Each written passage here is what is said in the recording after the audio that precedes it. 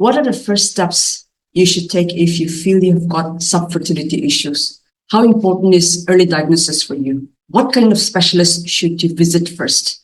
What is the timeline involved? What are the costs? Joining me today is Dr. Khushboo Pandey from Varanasi. Dr. Khushboo, thank you so much for agreeing to do this interview with us. Could you please introduce yourself? Yeah, myself, Dr. Khushboo Pandey. I'm the gynecologist. I have my own hospital. It's in Varanasi.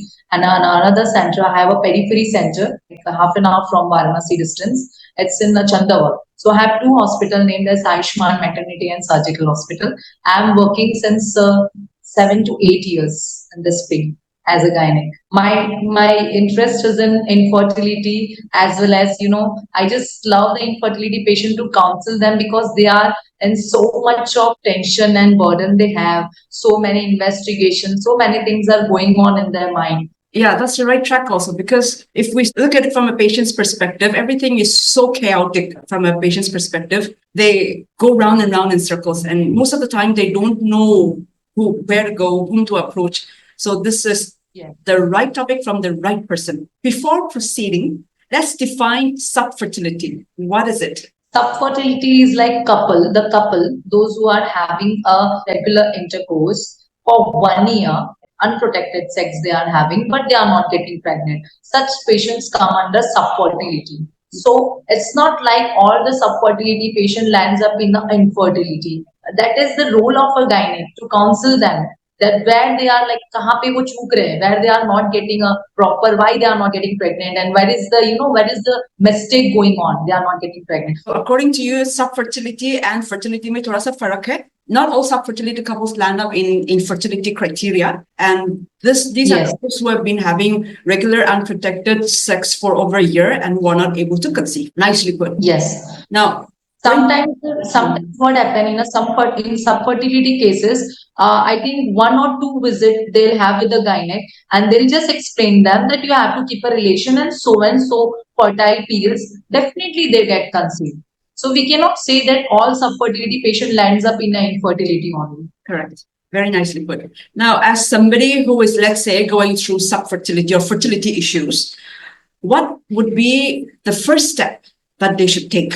So the very first step is that you should consult to a gynecologist. They will help you. They will just examine the patient. They'll just have a, regular, normal, just investigation, like some blood test or some ultrasound, or the gynaec will take a history of the patient, whether you have a menstrual history proper or not, and whether your coitus act are going smoothly or not. What is the issue? So just they'll prescribe some few medicines, and they'll just give fertile dates in which they have to keep a relation. So the very first step is that they have to consult a gynecologist, rather than going to any fertility center, like some fertility centers, those who are just concerned with the infertile patient. Just don't rush over that. First, you have to consult a normal gynaec, whoever are available near your area. Very important, yes, because a lot of people in their hurry to get pregnant, they rush to a fertility specialist. First, they have to consult the gynaec. The gynaec will decide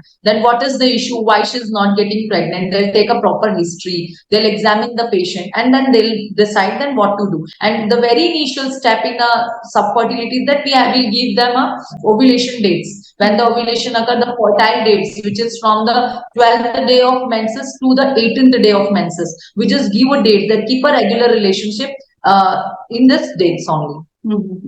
Right. So according to the menstrual period of the patient, they'll decide the dates. Very often we see couples who are unable to get pregnant despite them having crossed a few years. How important is it for an early diagnosis? And what are the potential benefits of starting early treatment?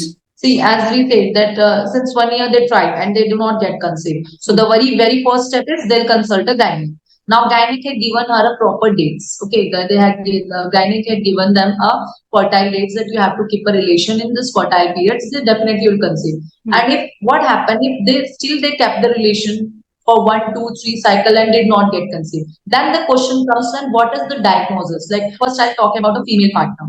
They have to go for a normal transvaginal sonography for a some infertile panels are there, infertility panels are there, in which certain hormone tests will be conducted, like LH, luteinizing hormone, and AMH, anti-mullerian hormone, FSH, follicle stimulating hormone, thyroid hormone, very basic thyroid hormone. Some patients have a thyroid issue, and because of that, they have a menstrual disturbance, and because of menstrual disturbance, they have a anovulatory cycle. Anovulatory cycle means the eggs do not release, the ovulation do not occur. So, hormone test of the female, a very basic ultrasound, and a very basic test for a male partner is just a semen analysis after having 5 days of abstinence. Everything comes under normal. Some advanced investigation will be done, and you ask what are the potential benefits to start the treatment. To start the treatment early, you ask the question. So the potential benefit for this is very early. If they'll diagnose that yeah, I'm not getting pregnant, very early we'll start the treatment, and very early they'll get a result.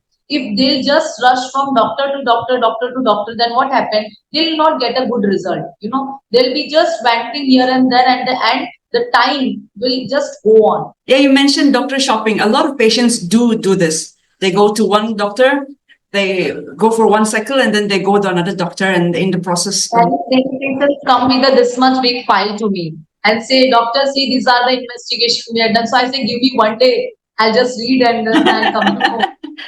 Draw diagnosis on basis of this much of investigations. Yeah. So sometimes we get so many of investigation reports. For the viewers, it's very important that you stick with your gynecologist for at least a certain amount of time and follow instructions. Yes. So I think more important than finding a reputable doctor, it's about finding somebody that you're comfortable with, somebody who makes you feel heard and understood. Okay, moving on then. Example, I am a patient and I've been trying to get a positive pregnancy for a long time. And I want to approach a gynecologist such as yourself. How should I prepare? Because a lot of times patients do not ask questions. Doctors kuch bolta hai, ghar mein jaake, they know nothing. How should they prepare to meet the gynecologist? Should they have a set of questions? Should they know something? How they have to prepare for first consultation.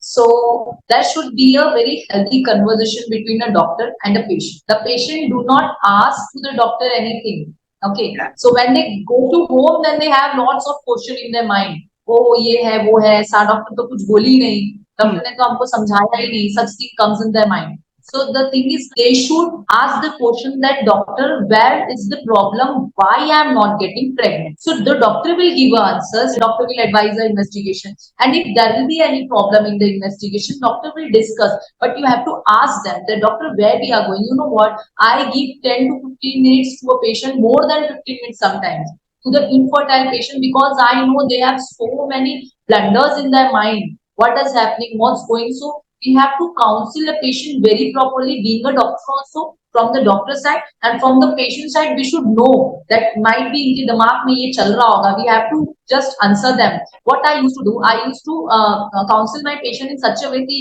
हमने आपका fertile periods में किया, but फिर भी आप consider. So in this investigation, these are problems come. Sometimes patient is in a PCOD. So what we say is कि आपको PCOD है तो 6 month पहले आपका ट्रीटमेंट चलेगा. PCOD सेटल होगा, योर हार्मोन्स अगर सेटल होगा, then we will further move on for the infertility treatment.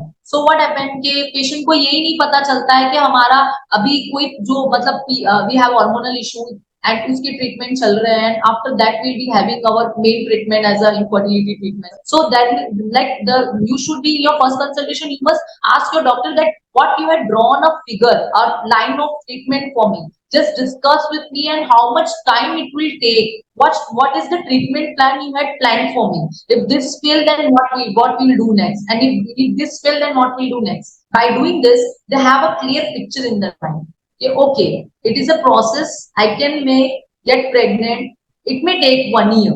If I have any issue, it will get settled. Sometimes we switch the patient for the anti-tubercular treatment, and that there is a treatment of 6 months. So we have to explain the course of treatment which we are going to give them. And being a patient also, they have to ask to us. Yes. Are you satisfied by this answer? Sorry. Yes. So the most important thing is, to whomever you're visiting, you have to ask all the questions you have in your mind. You have to clear all doubts, just like you would ask a friend or a family member. Sometimes the couple have a question while they're having an intercourse. Regarding that also they have questions. That the water which my husband just put it in my vagina all comes out. So they think that all comfort means we are not getting pregnant because of that. So they have to like discuss all the problems regarding if they have a painful sexual intercourse, or if there will premature ejaculation, like the water comes very easily. So all such question also they should be asked to the gynec very much, like very comfortably, whatever problems they have.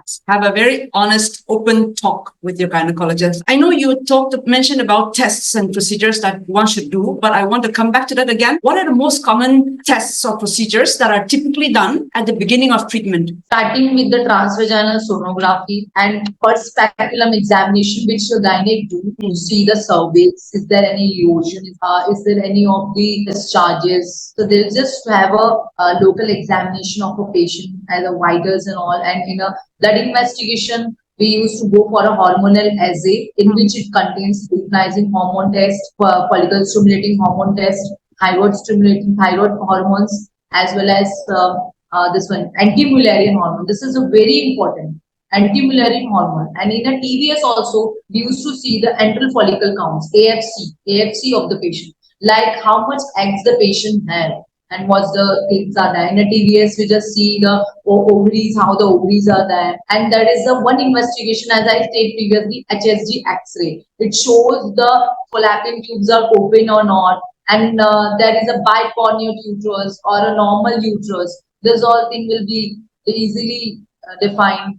And in a male partner will have a semen analysis, as well as some of the hormone tests, as testosterone, luteinizing hormone, follicle stimulating hormones. These all tests for the male partner also. So these are the basic investigation which is to be done. And in advance, we have a hysterolapro used to do to find the cause of infertility. If it is an unexplained infertility, then we go for the hysterolapro. So there are n number of investigation which should be done at every stage of the infertility. So it depends on the patient. Sometimes we go for a TB gold because of that there might be a tubal blockage, and we go for a AKT treatment. So depending on the condition of the patient, we suggest them. But these are the basic investigation which are to be done. Okay. Patients usually must ask you, "Kitna time lagega?" So maybe puchti hu.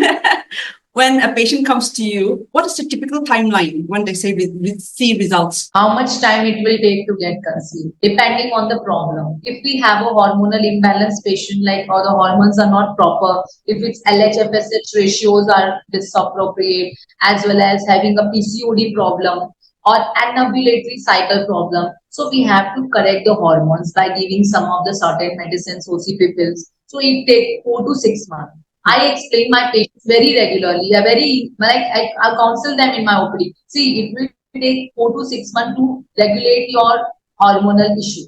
Then I'll start my treatment for infertility. So then after that we'll draw a treatment plan for the infertile patient. And then the next step is like we go for a follicular monitoring. In a follicular monitoring, we further give them 3 to 4 months. Follicular monitoring will just see the ovary or follicles are maturing properly or not. It's releasing the eggs or not. And if the eggs release, then we say the patient to keep relation. Your egg had been ruptured today, so you have to keep the relation. So this takes 3 to 4 months. Then if further we have to go, then IUI cycle takes 3 to 4 months.